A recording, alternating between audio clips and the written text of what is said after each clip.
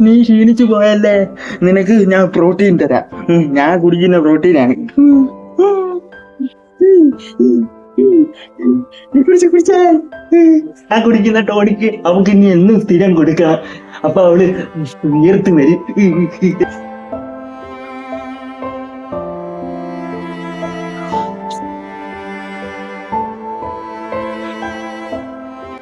ആടാ അത് ഞാൻ ശരിയാക്കാം.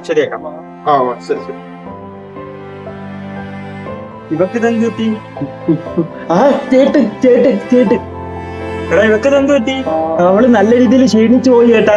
അതുകൊണ്ട് ഞാൻ കുടിക്കുന്ന ടോണിക്ക് അവക്കും കൊടുത്ത്. ഞാൻ ആ ടോണിക്ക് കുടിച്ചിപ്പോ എനിക്ക് നല്ല കനയായി. അവളെ കനക്കട്ടെ. നീ കുടിക്കുന്ന ടോണിക്കാ? ഈട പണ്ട അച്ഛാ ഈ ചെറുക്ക ഇവ കുടിക്കുന്ന ടോണിക്ക് എടുത്ത് ഇവക്ക് കൊടുത്തച്ചാ.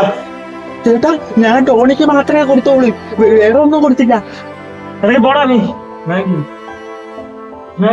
ഞാൻ വേറെ ഒന്നും ചെയ്തില്ല ഏട്ടാ. എടാ നീ എന്തിനാണ് അങ്ങനെയൊക്കെ ചെയ്യുന്നത്? ഞാൻ ഒന്നും ചെയ്തില്ല.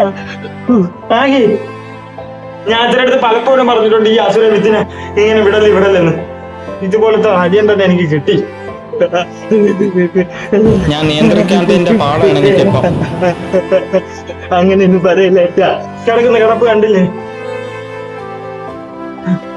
അച്ഛാ വാലാട്ടുന്ന്. മോനെ നീ എത്രയും പെട്ടെന്ന് ആശുപത്രിയിൽ എത്തിക്കും. ആശുപത്രിയിൽ എത്തിക്കാം. എത്രയും പെട്ടെന്ന് ആശുപത്രിയിൽ എത്തിക്കാം. പിന്നെ നിനക്കുള്ളത് ഞാൻ വന്നിട്ട് തരാം. അവള് സുഖപ്പെടു വെച്ചാ അങ്ങനെയൊന്നും നമ്മളെ വിട്ട് അവള് പോകത്തില്ല.